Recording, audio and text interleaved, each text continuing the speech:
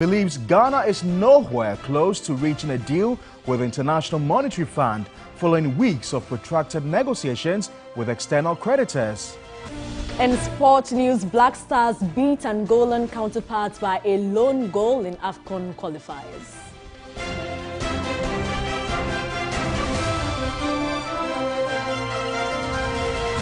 And elsewhere on the international front, cholera spread worsening in Africa. That's according to the World Health Organization.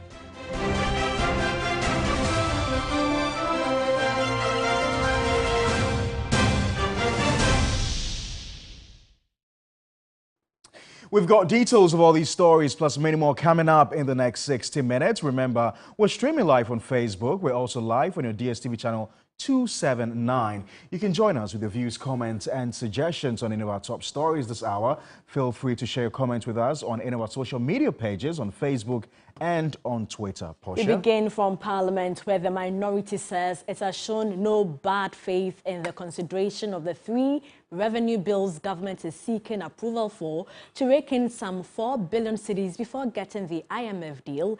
Even though the Finance Committee by consensus approved the report, the entire minority remains averse to its passage. Host Central Member of Parliament and member of the committee, Benjamin Bodo, tells TV3 the minority's position is based on principle. These bills, if you go into them, you will see that they are amending existing laws, which have imposed certain taxes on the citizens of Ghana. Now, in the heat of these difficulties that we have, these bills, when passed, will escalate the suffering of Ghanaians. That is why, upon hindsight, we think that they should not go through. The only person who does not change his mind is the word change itself. So if we at a particular time, in the heat of the budget consideration, we thought of something in a particular way, and we have now again gone back to review our position, then you can know that we have the right to review our position. Now, at that time, we thought the government itself would take measures that will reduce expenditure. But the government is adamant. They do not want to reduce expenditure. Let's now cross over live to Parliament, where Komla Kluche is standing by. Thank you so much for your time, Komla. We understand that sitting was suspended for 3 hours for further deliberations on this particular issue. What did discussions center on?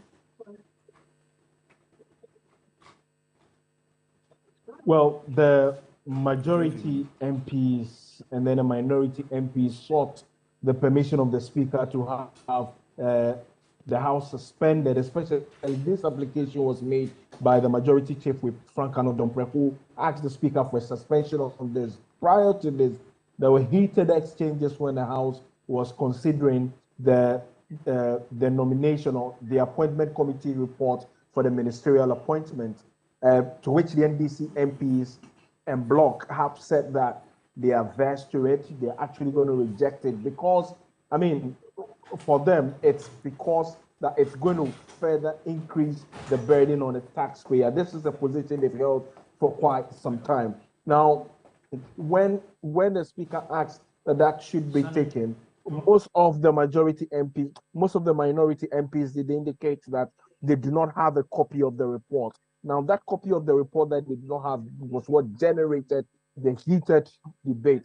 The motion was moved and seconded by the majority leader, the deputy majority leader, and then the chief whip. Now, after that was done, then there were exchanges again. But then the majority chief whip did make an application before the Speaker that should be granted them so they could do a further deliberation. In fact, the issue of numbers is playing today heavily because there's going to be voting on the matter when the final decision is actually taken. As we speak now, they are not even considering the 3 revenue bills as of yet. What they are considering is the president's nomination or the appointment committee report, to which the minority members have said that they are actually averse to it. But beyond that, well, the meeting that they had from inside sources, they were trying to make some concessions. Now, that concession, don't forget that the minority members say they are averse to the passage of the ministerial appointment, and also they will reject the revenue bills, and also the issue of the CI in the form in which it is. The meeting that they had, which was closed door, did make some agreement, I am told from my sources, but they have indicated that if they do not see it in the blueprint to which it is laid before the House, they will not agree to it. By so doing, they do not trust that the majority side would stick to the agreement that they have had. So the only thing that they're expecting now is that the bill should be amended, and once it's amended and it's laid, then they can go ahead. That would give them some respite, and they may go ahead and reject, they may go ahead and then approve the revenue bills. But as we speak, they have not even gotten there yet. They went on break somewhere around 3:30. As we speak, the House has not reconvened yet. I am told that, well, leadership has had about 2 or 3 meetings already, but it does appear that they've reached a deadlock, and the minority members are sticking to their guns, indicating they will not back down on this. Now, Komla, just before you go on the approval of ministerial nominees, what updates do you have on this? Well, no decision has been taken on that, because I mean they had not even started a debate on it. It was only moved and seconded. They've not started a debate on it, and the minority MPs were raising issues or concerns about the report, which is a 62-page report, and not been made available to them. So the debate on that has also stalled. They have actually made absolutely no progress today. As we speak, there's nothing that has been done. It's only the attempt to have the report being debated, and that even got stuck, and they have had to call for the suspension and go into that conclave meeting, which I'm told the deadlock has been reached, and the minority MPs are still sticking to their guns. If their side of the bargain is not met, they are not budging. They want these concessions to be made in the interest of the Ghanaian. It does appear that all the minority MPs, 136 of them fully loaded, are in the House. But the other side of I've not seen Sarah Adwoa-Samoah. I've also not seen the Deputy Works and Housing Minister as well, Mavis Nkansah-Boadu. She's also not been seen in the House, which presupposes that they are equally short. And if they are short, what it means is that if it's taken and there's a tie, the vote is completely lost. Thank you so much for your time. And Komla Kluche is our parliamentary correspondent. Pakwesi. Right, Portia, we're indeed, waiting for a long haul in Parliament. This obviously is going to be a really tight one. So we're going to be talking about these 2 new taxes that have been introduced by the Finance Ministry to rake in additional revenue for the state. My colleague Sani Abdul-Rahman of our business desk has just joined us in studio. Sani, good to have you. So what exactly are we talking about here? The excise tax on plastic bottles as well as beverages, sweetened beverages, and of course the profit before tax. What exactly are they? So essentially we have the income tax amendment bill, which is seeking to increase the income taxes on the earnings or salaries of high earners such as CEOs of mining companies, oil and gas companies, and a lot of the high net companies that we know in the country. We also have the excise duty and excise tax, as you indicated, which is seeking to increase the rates because already these taxes are in existence. Then the growth and sustainability levy bill, which used to the fiscal responsibility levy. Of course, and government is seeking now to get 1% of gross production of mining companies, oil and gas companies, among other businesses in the extractive sector. But the bone of contention has been around the sweetener sugar, as they want to call the excise tax, We've heard from the Beverages Association kicking against it, saying that the timing is wrong already. Businesses are not doing well. The impact of the headwinds as far as the economy is concerned is weighing on their operations. So if there is any sort of additional tax commitment on them, is going to impact on their operations negatively. We've heard from the Chamber of Downstream, who are of the view that the growth and sustainability levy is going to weigh negatively on the operations. They are also Let's break that down a bit. So the growth and sustainability levy used to be the fiscal stabilization levy, which was charged on banks and other financial institutions as well as insurance companies. That was a 5% profit before tax. So what is government seeking to do now? To expand it? Of course, to expand the scope and rope in a lot of payers in the brackets. We know this tax was introduced somewhere more than a decade ago to address specific problems regarding the economic challenge of the time, but we have seen successive governments rehash the tax and bring it in different forms, and that's what we are seeing this government seek to do.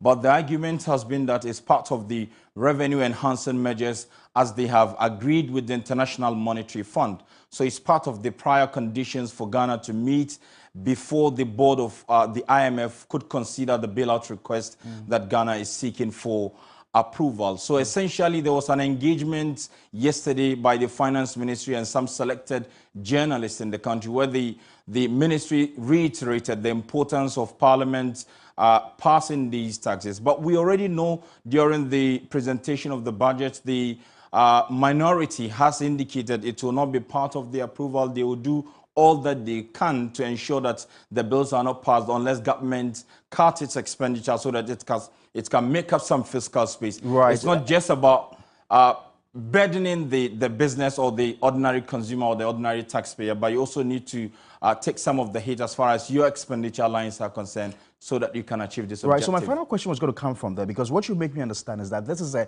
prerequisite for our IMF program. We've already heard from Parliament and Komala say categorically that the minority will push against this. We've also heard, like you've said, that the upstream oil and gas operators are also against it, and also the Food and Beverage Association is also against it. Now, particularly for the upstream players, they say that this has implications for their stability agreement with government. So what do you reckon will happen? Well, essentially, sometimes when such situations play out, you see at the end the companies will have to give the buy-in to support government, because I'm making this argument because we engaged the mining companies this morning who were of the view that they should be corporate citizens in terms of difficulty like this, in as much as they disagree with the government increasing their tax obligation. They need to find ways to support the government to bring the economy out of these storms. But that also has implication for some of the companies in the extractive industry, because they already have stability agreement, as you indicated, and they use the stability agreement to make their projections as far as their fiscals are concerned. And they have shareholders listed across exchanges around the world. This measure, when revenue measure, when passed, will have implications on that, and that may affect the expected revenue of these companies, and that may affect also their interest and confidence in the Ghanaian economy. Absolutely. Sani Abdul Rahman is our man on the business desk. We'll be following keenly on this story and bring you the very latest updates from Parliament, where our colleague Komala Kluche is monitoring all the very latest developments. Portia? Let's continue with the rest of our stories and to the camp of the NDC, where flag-bearer hopeful Dr. Kwabena Duffuor has promised to restore hope and national pride in the Ghanaian people and the economy in 2025 when the NDC recaptures power from the NPP.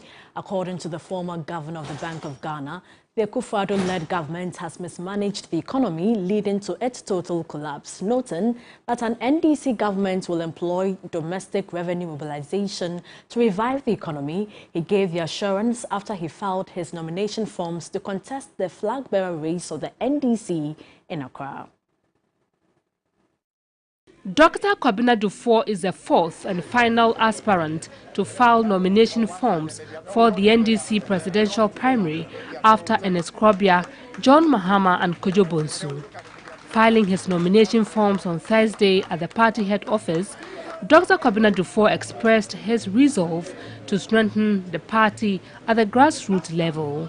Comrades, we are preparing for 2024 elections. To some of us, a major issue that is always in our mind is how do we empower the party? How do we empower the grassroots, the bedrock, the foundation of our party? It's been said in the Bible, when the foundations are destroyed, what can the righteous do? There's so much you can do here. Probably won't have a weak foundation. For some time now, my aim has been to help strengthen the foundation, restore the foundation, so that we have a very strong party that will make us win the 2024 election. General Secretary of the party, Fifi Kwete, thanked the economist for his comportment in his campaign. We want to wish you all the very best. We are happy about the way that the whole competition has taken place so far. It has taken into consideration the very interest of our party, and we are very happy at the level of the leadership of the party that so far has been one that is marked by love for country. They need to keep our party very united, and they need to remember that what is ahead of us, which is the rescue of our country, is far more important than any individual. Addressing the media later, the former finance minister said the Akufo-Addo-led government has messed up the economy and promised to restore hope and national pride in Ghanaians in 2025 when the NDC recaptures power. We are going to focus on domestic resource mobilization to move this country forward. Don't lose hope. There is hope for Ghana. 2024, we are going to kick the elephant into the bush. He further promised jobs for the youth and to empower women through the Ahonto project. We're going to make sure that every region had its own building like this. And we're going to make sure that the constituencies had their own offices. We are coming back to do it. The young men and women who are working for the party in the various constituencies and offices, you will be given some allowances. We are coming back to make sure that our women take their rightful place in the party. The Ahonto I have introduced is for you. Any money we make out of the Ahonto, a greater portion should go to the women. The party has since closed nominations. Staying on politics, former President John Dramani Mahama says Ghana's democracy could be threatened by funding of political parties by suspicious characters, including terrorists, if the system is not reviewed. Advocating for transparent and inclusive funding of political activities in Ghana as a way of fighting corruption, John Mahama noted that a bipartisan and broad-based approach is needed to institute such a strategy. My colleague Martin Asiedu-Date reports. Former President John Dramani Mahama, in acknowledging the challenges that the country currently faces in terms of political party funding, has made a few recommendations, including the fact that this will give a lot of transparency to the process and ensure that every Ghanaian who is politically inclined making a contribution would demand accountability from those in authority. Some have argued that the only funding that may be advanced to parties and cannot be concealed in secrecy is public funding of these parties. This refers to government giving financial resources or indirect assistance to political parties. As mentioned, in the absence of such support and given the huge cost of political activities, wealthy party financiers take over as political godfathers who determine electoral outcomes and all that follows it. And as I stated earlier, because of our current economic crisis, additional state financing may not be a viable option at this time. Even if that became an option in the future, I recommend that we put in place an explicit public funding of political parties bill in a bipartisan and inclusive manner to regulate this phenomenon. Former president indicated that if the broad-based type of funding of political parties is instituted, it will do away with the current threat where galamseyers and individuals or people linked to very dubious groups and organizations could take over the funding of parties, thereby controlling how these parties, if they come into government, run their business. In recent times, some financing of political campaigns has come from illegal activities such as illegal mining, oil bunkering, fraudulent businesses, procurement deals in the award of contracts, and among others. The CDD study even reported that there could be a strong association between financing of political parties and organized crime in Ghana. This is indeed worrying. Worrying because it has the potential of mortgaging our governance system to criminals. If that happens, our democracy will be gradually turned into a plutocracy, a country ruled indirectly by only a few wealthy individuals. From the UPSA auditorium, Martin Esiedu-Date reporting for TV3. In more news tonight, the Economic Community of West African States, ECOWAS, is racing against time to mobilize $2.5 billion annually to support counter-extremism efforts on the continent.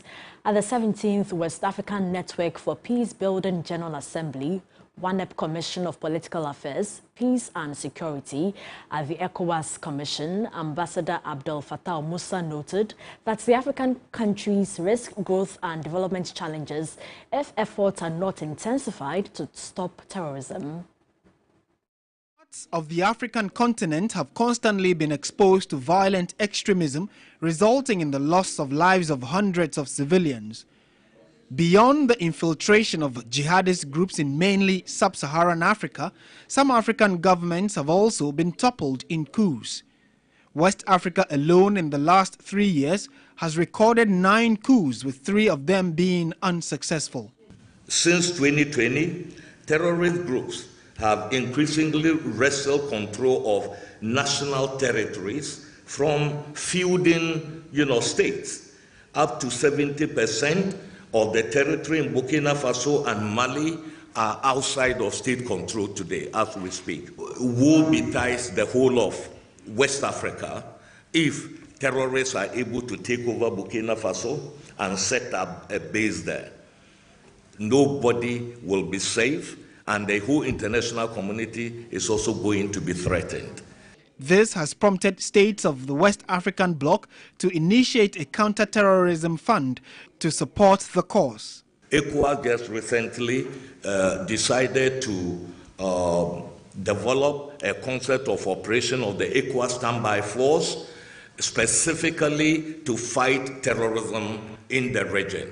ECOWAS has set itself the objective to mobilize $2.5 billion for a year. In order to do this, we are going to find a way to make sure that that money is mobilized on an obligatory platform. Executive Director of the West African Network for Peace Building, Chukwu Emeka Eze, wants more to be done to rid the continent of terror attacks. Every country that is progressing today is focusing on human security, which is about citizens' welfare. But the more, and that's the paradox, the more you focus on state security, which is provision of arms and ammunition and military hardware, the more the citizens feel insecure. But the more you focus on citizens' welfare, the more the citizens and the state will feel secure. So it's a choice that our states need to make. Dean of Multidisciplinary Studies at the University of Ibadan, Nigeria, Professor Isaac Albert, urged Africa's development partners to support in fighting terrorism. The 17th General Assembly assembled actors from West Africa to put into perspective ECOWAS Vision 2050. Let's quickly take you back to Parliament, where there's been a lot of activity throughout the day. Our colleague Kamala Kluche has been in Parliament and been bringing us the very latest updates. Copies of that report. And so, Mr. Speaker, my application is to kindly give us a little time and let the report be distributed to members and allow members the opportunity to go through that report, and then we can move forward. Hey, honorable member, please, it took us a lot of time to come to this conclusion. I don't want any person to come in and try to mar what we have achieved. We must tolerate each other, please. Mr. Speaker, the report, copies of the report was distributed. However, I agree with him if it is his prayer that we need some additional copies to be distributed to members. This, Mr. Speaker, is the first time I am laying hands on this report. And I have just noticed, Mr. Speaker, that it is a 63-page report. I observe that a good number of my colleagues are now receiving their copies. I will humbly appeal, Mr. Speaker, that we are given some time to go through this 63-page report, even if an hour, so that we can study the report and be able to make meaningful submissions on this report. The two leaders have engaged, both the minority leader and the majority leader, a while ago have been engaged and have come to some decision. And the decision is that I should make this application to you, that we suspend sitting for 1 hour for a very important engagement between the two caucuses, after which Speaker, we will resume sitting. So we are suspending sitting for an hour. That is application. Yes, Minority Chief. Mr. Speaker, you have been trying to guide us to come to an amicable solution as far as this is concerned, and we thank you for that. And away from Parliament, Muslims across the globe have begun a 30-day journey of no food and water during daytime to observe the month of Ramadan. For those in Ghana, the period comes with huge expenditure, but with many blessings, thus encouraging acts of generosity. Ibrahim Abubakar gauges the mood in some Zongo communities and preparations for the 30-day period. It is that time of the year on the Islamic calendar where Muslims increase their humanitarian services. The period teaches them how to practice self-discipline, self-control, sacrifices, and empathy to the needy, hence encourages actions of generosity. The blessings that come with the month of Ramadan, it's something no Muslim wish to be left out of it. Everybody has a request, and then this is the month where supplications are answered. In the heart of Abu Abu in Kumasi, getting food to buy within the month of Ramadan, especially during the day, is a difficult task. Most food vendors do not operate around this period. We are not working because most of our customers are Muslims and they abstain from food around this time due to the fasting. We usually prepare the food in the evening, even though we record a drop in sales.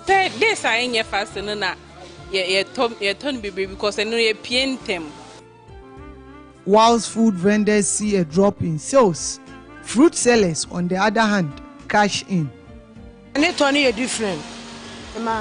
Most people break their fast with fruits, so we sell a lot within this period. And I'm fasting one day. Patronage of rice, sugar, and tea-related items usually go up during the month of Ramadan. These are common things one is likely to find in any Muslim home within this period. But sales of these items have dropped. We are able to double our sales compared to other months. Sales have come down. People no more buy as they used to in the previous years. We are just hoping for better days ahead. Most people say the current economic difficulty has compelled them to cut down on spending as they prepared for the fasting. Initially we were buying and keeping them towards, but then now it's not easy. So you buy as you need it. If you are buying rice at 200 last year and today you are buying it at 300, you know the difficulties. Even the fruit, the orange and other things, the prices have gone up. But what do? We have to. For others, they had to start preparing for the fasting for a long time to avoid being caught off guard. When you are ready for something, you are ever ready. So you need to put that first, what you think is best for you. So with that, I managed to get everything intact. Regardless of the economic challenge, some individuals and non-governmental organizations continue to support the less fortunate with assorted food items to enable them observe the fasting without thinking of where to get food and break it. Within this period, most young Muslims abstain not from only food and water, but wayward acts. I know those who also are into smoking, alcoholism, because now some section of the Zongo youths are into it. With the month of Ramadan, no matter how evil the person is, they put a stop to it. And then I'm sure they are going to also make that part of their life. And then we are praying to Allah subhanahu wa ta'ala to make it as an opportunity for them to stop all those things and never revisit them again. By abstaining from things that people tend to take for granted, such as food and water, it is believed one may be moved to reflect on the purpose of life and grow closer to the Creator and Sustainer of all existence. Ibrahim Abubakar, TV3 News, Kumasi.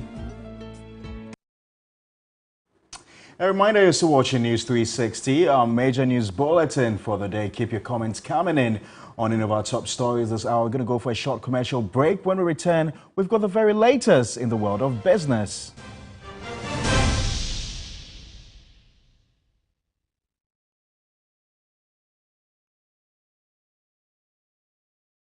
We're going to demonstrate to you the superior properties of Flamingo paint as compared to other paint brands on the market. We take equal quantities of Flamingo paint and this ordinary paint. We then dilute them with water. And now let the test begin. The gentleman on the left is going to apply the ordinary paint, and the gentleman on my right will use the Flamingo superior paint. As you can clearly see, Flamingo has the obvious better hiding. Furthermore, Flamingo has painted a much larger area. You know, one bucket of Flamingo paint is equal to several buckets of any other paint brand on the market. Flamingo paint is made with superior formulation to give superior durability, superior hiding, superior coverage. Flamingo paint, simply superior. Of Africa. Mama, will I ever be a soccer champion for Ghana? Well, you've got to be like a geisha ball. Stay strong and go so far. Never give up till you reach your goal. Okay, Mama, I'll be strong and go so far, lasting long like this geisha ball. Be strong and last long like geisha. It's on my nephew. Wow, this place has changed, yo. Angela, look at you all grown up, yo. Some things never change, like Gino's quality recipe that gives my food that rich color, unique natural taste every time. Smells good, yo.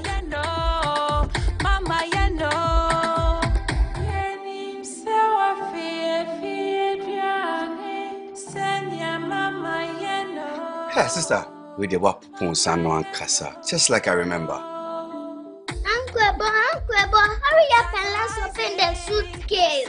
Ajua, chai, na me shrink quite far. Best jollof I've ever eaten. Wow, this is real jollof, mommy. Gino dear, Emma Adriana de Ankasa. Say Gino dear, fie. It's delicious, yo.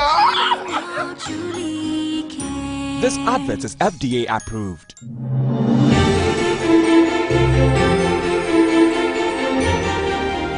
The sweet scent of rose in the morning brings me so much joy. Inspired by damask rose and infused with 100% natural rose oil. Introducing new Clay Soft Perfume Beats washing powder. It's like bringing a garden with you everywhere with this wonderful perfume. Take a garden with you everywhere you go with Clay Soft Perfume Beats washing powder.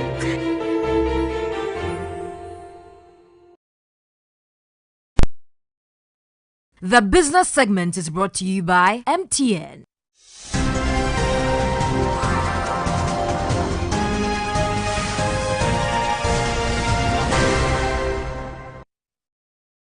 Della Michelle is here for the latest Della. in the world of business news. Hello, Portia.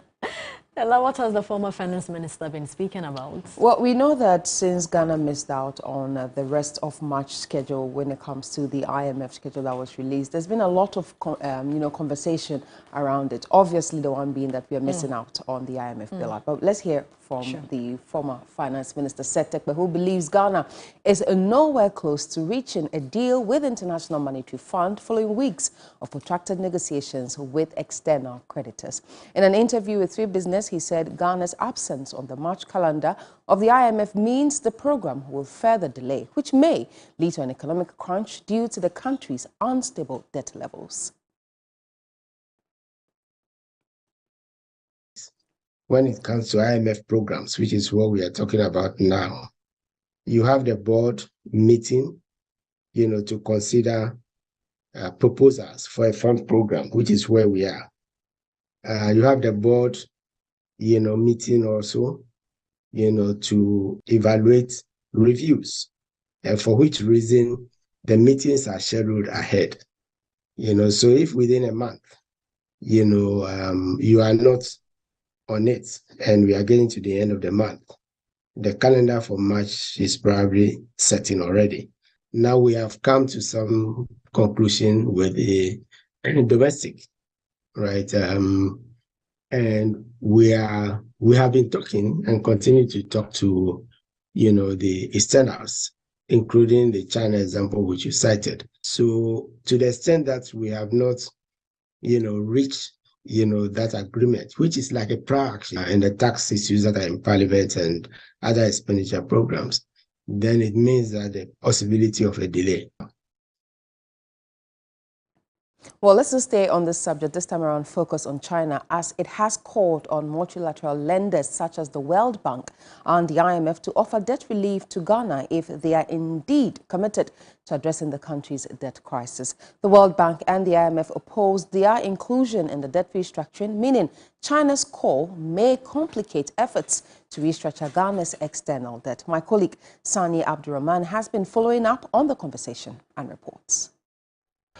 All eyes have been on China on what relief it can offer to Ghana as the country restructures its debt to get the much-needed IMF bailout. The finance minister is in Beijing for a 2-day meeting with the Chinese, seeking an extension of the moratorium, an extension of debt service payment, and a haircut on interest rates. While the finance ministry has said the meeting is going well, 3 Business is learning the Chinese are making some demands. China is asking the IMF, World Bank and other multilateral lenders to also participate in the debt restructuring, essentially saying no lender should be exempted in the exercise. That's quite problematic for Ghana, which needs some sort of debt relief as soon as possible to avert a full-blown economic crisis. It does appear that Ghana is caught in the web of geopolitics between China and Western creditors, because this same demand by China for the inclusion of IMF and World Bank's debt delayed debt relief talks for Zambia. Listen to China's foreign ministry spokesperson responding to questions about Ghana's debt relief requests. It requires the concerted efforts of Ghana and all international partners. Multilateral creditors should take part in the debt relief efforts for developing countries. They are the main creditors. So China is essentially saying the key to easing Ghana's debt burden lies in the participation of multilateral financial institutions and commercial creditors in the debt relief efforts. China argues that IMF, World Bank and commercial creditors hold the bulk of Ghana's foreign debt and therefore need to also incur some losses like all other creditors. Quite a worrying development for Ghana, but expected.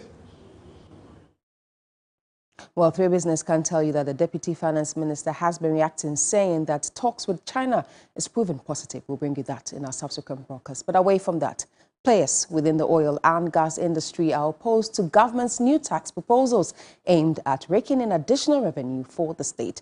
Government, through the Finance Ministry, is seeking to charge 1% of the gross production of oil companies, as well as 5% of their profit before tax. CEO of the Upstream Petroleum Chamber, David Ampofa says the new tax measures could ultimately undermine the gains made in the industry and slow investments into the country. These Ghanaian service companies are active when there's business offshore is active. The industry is not active. You probably know it. In the last 6 years, there's been no agreement. Oil and gas is declining. I know the government is making a big effort, traveling and looking for investors all the time, even talking about looking at the fiscal regime. But at the moment, there is nothing. I speak about what there is now and what it means for the country. Revenue, I understand the government has to, but the truth is that the industry is really, in many respects, going through a very difficult period. So at a time like this, when you begin to introduce additional taxes, you just put off potential investors. As I just said to you, you're not getting any anyways. And then the ones you have here, you further burden. So we need to be careful with that. And that's how we wrap up the business news right here on News 360 with me, Deland Michelle. Log on to 3news.com for more business news. Sports news is next with Hirinyan. Stay with us.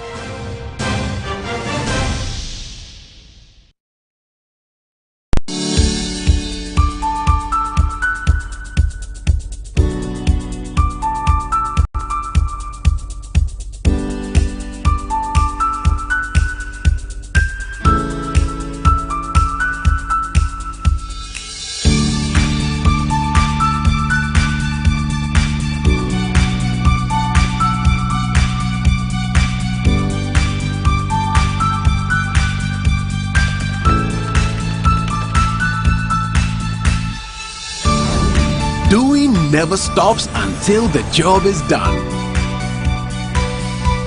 Turn your home and business into an internet highway and experience the revolution of working and playing without limits. Visit broadband.mtn.com.gh to sign up for MTN Fiber for home and business today.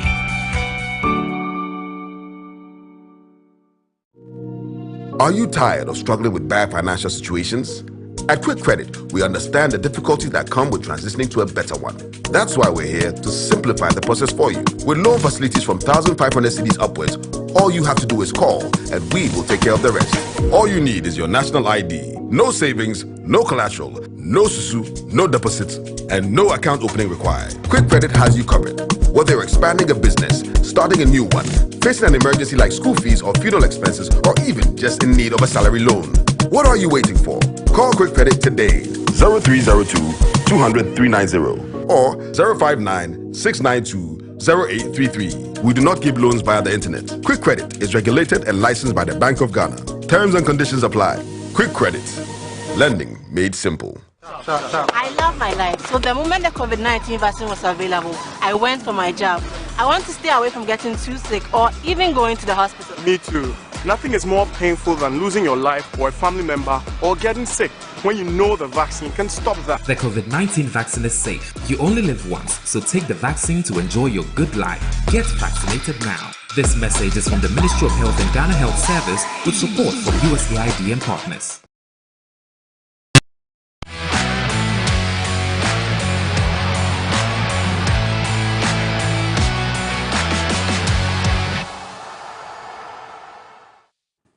Right, welcome to the very latest in the world of sports. And who's joining me? Thierry Nyan. Ghana's hottest sports So back presenter. into sports. Of course, we are about to do. Hear that? No, I didn't hear that. Ghana's So sports, Black Stars won today. Yes, let's talk about the Black Stars. Yes, for sure. So yeah. there's a lot to talk about. And Ghana claimed a 1-0 win over Angola in their Group E match at the Papayara Sports Stadium. Now, the narrow victory saw the Black Stars open a 3-point lead at the top of the group standings, while Palanca's Negras are now third on the table with 3 matches left. It's a difficult injury, but with a left-footed player who can curl it round the wall, can be very difficult. And it's a left-footed player. Oh, the keeper! Will they go for the line? No, it has! No, it has! Oh, they've stolen it late on! Semenyo with his first goal for his country! Unbelievable. I mean, that earlier. As you said, this might just be the last attack for Ghana. And to think that they could wait this long, lapse of concentration. If anything, that ball drops into the area and Angola is unable to clear it. And it was basically just all over the place. It's up until that moment when Semenyo just...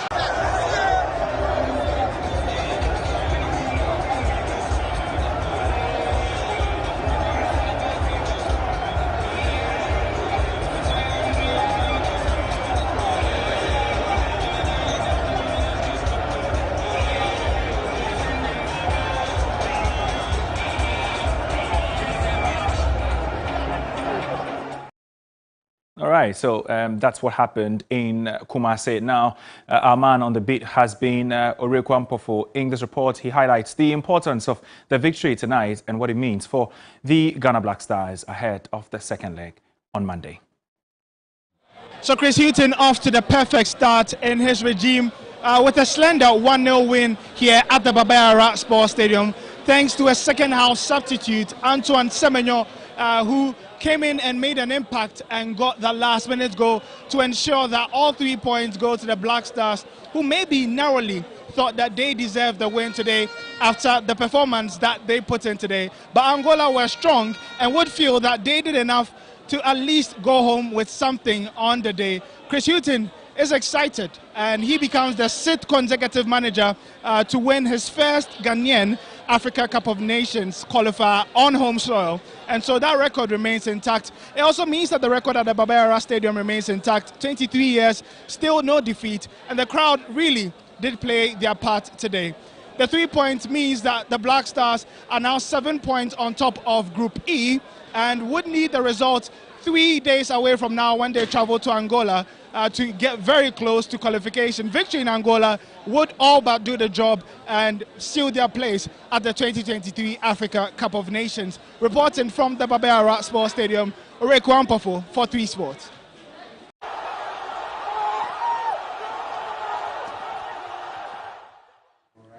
All right, so that is, the reports from Orekwa Ampofo. But remember, it was a sold-out, stadium there between Ghana and Angola. Of course, the turnout was massive. According to the Chief Executive Officer of the e-ticketing, that's Festus Mensah, he says 29,074 tickets were sold online, and that's separate from, every other traditional means of getting tickets to view the match. And it was really impressive. The fans obviously were excited after the game, considering it was a last-ditch, kick that got the Black Stars the vital 3 points against Angola. And of course, it means that the Black Stars now have 7 points, top of the group, and of course followed by Central African Republic, who also won their game in the other game, also have 4 points. Angola have 4 points, and then Madagascar have a single point.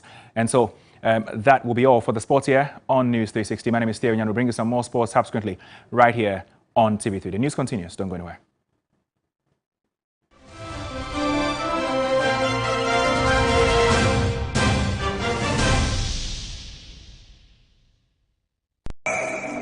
Water is life. Water gives life. Water moves through nature in a never-ending cycle. Observe the beauty of water as it flows all around us, refreshing and restoring. Gaze in wonder at the stillness and beauty of nature. There's harmony in nature everywhere around. Water revitalizes the body and keeps you going strong. Water is life. Water gives life. Drink Awake Purified Drinking Water. One for life.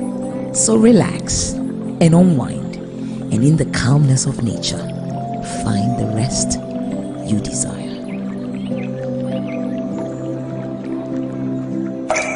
For every bottle of Awake you buy, an amount to be donated to the National Cardiothoracic Center. This advert is FDA. Gino Magic Pepper and Onion. A delicious tomato mix with tomato, pepper and onion. No grinding, no blending. Ya yenini na da da da. So pa rediane no abe. Come on Gino, do your magic. and Papa no kunu abefi.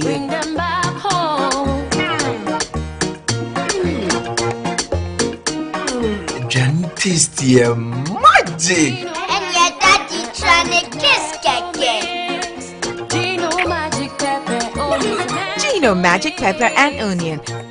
The magic that brings them home. This advert is FDA approved.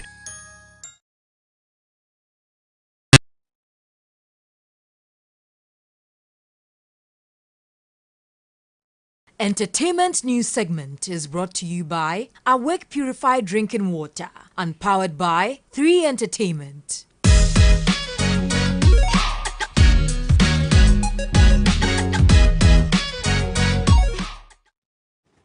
Portia, why are you looking at me?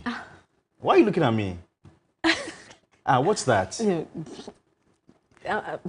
So finally, Richie has no option than to come to me. Exactly. It's been a long time. It has been a long time. How are you, Nira? I'm good, Fakwesi. What do you have coming up today? We have quite a lot coming up. Why are you laughing?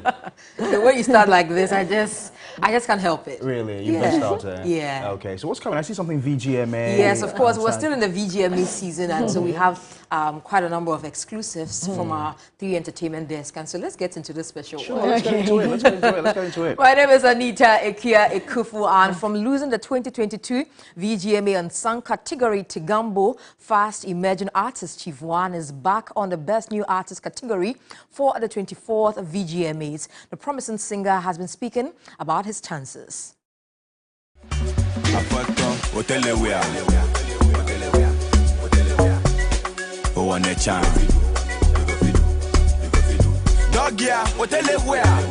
Last year you were on the Unsung category. Gambo emerged winner of that particular category. How was that process for you? For me, it's normal for me. You know, I have to work, and the work, you know, be just only that time. It have to show. We are going. We keep going. You understand? Every artist would love to have a work, but if you know come that one, you don't have to stop anything. You never spoil anything. You keep going. That's all. All right, VGMA Best New Artist of the Year. Yeah. Is that the only category you were expecting? No, not really. We fought for some couple of categories. Afrobeat and Video of the Year. Yes, Afrobeat Song of the Year. Dwagba. I have, you know, you hear Dwagba before? I've Dwagba. Yeah, Dwagba is a big song. They play it here in Accra, Kumasi, everywhere. Volta region, peak, even in Togo, everywhere. So I was expecting Dwagba to appear over there. But all the same, they know best. All right, so who in that category do you see as competition? Everyone there is a cup. I don't really know them. I don't really go through well, but I don't know. For me, I'm just doing my thing. And, you know, that's all. Competition, I don't compete. Life is too short to be competing. Let me give that one to the fans. They will do it for me. To be special to me, you understand? Because I've been working on this, not today. And you know, VGMA is a big platform. So it will mean a lot to me. All right, so musically, what's the plan for 2023? I know the year just opened. I think Abon will come out. We're preparing Abon in a couple of videos, big things, and awards will come in. That's all.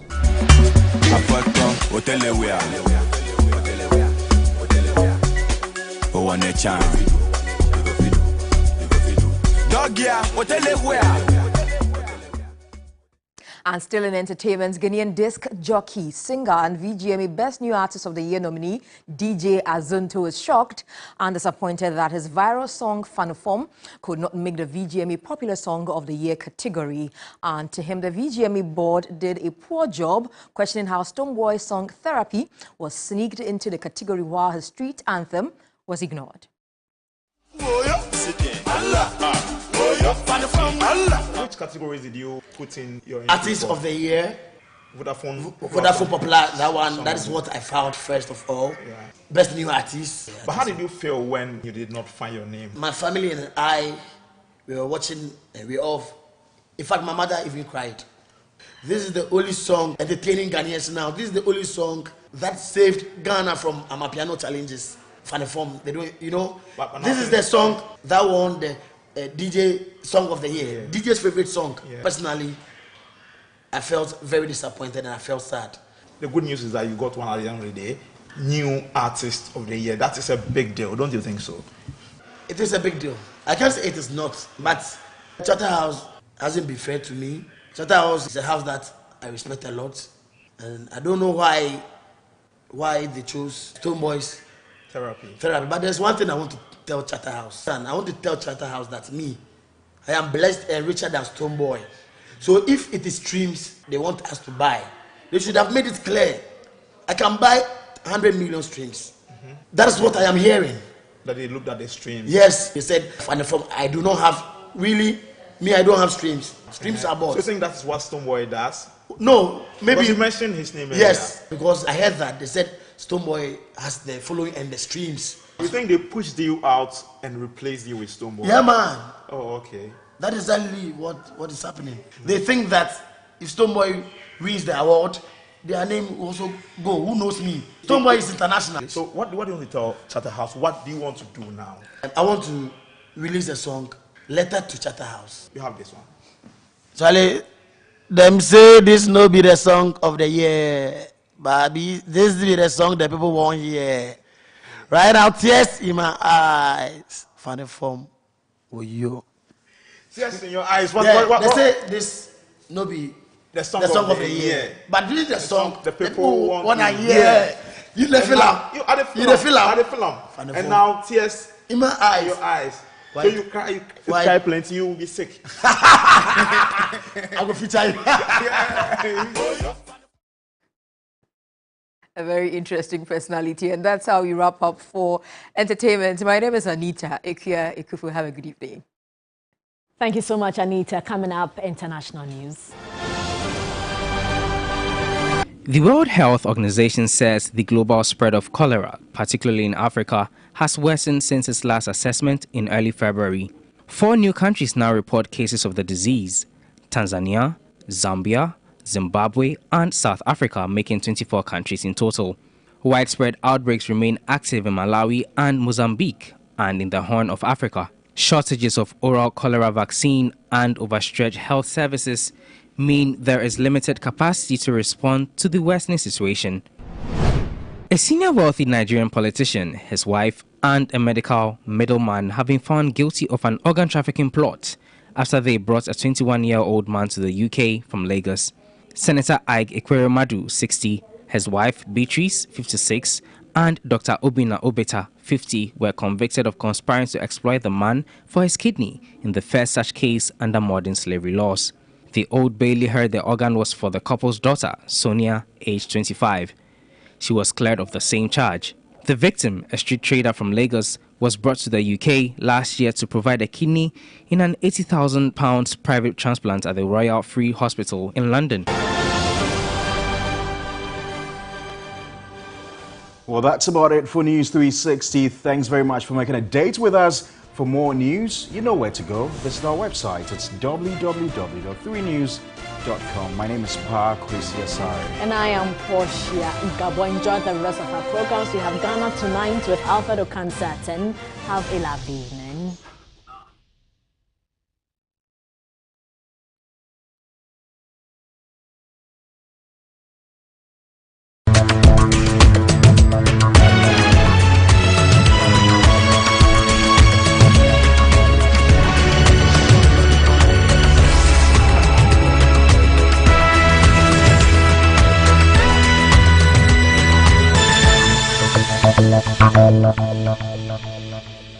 This program is rated PG. It contains scenes of brief nudity, mild violence, and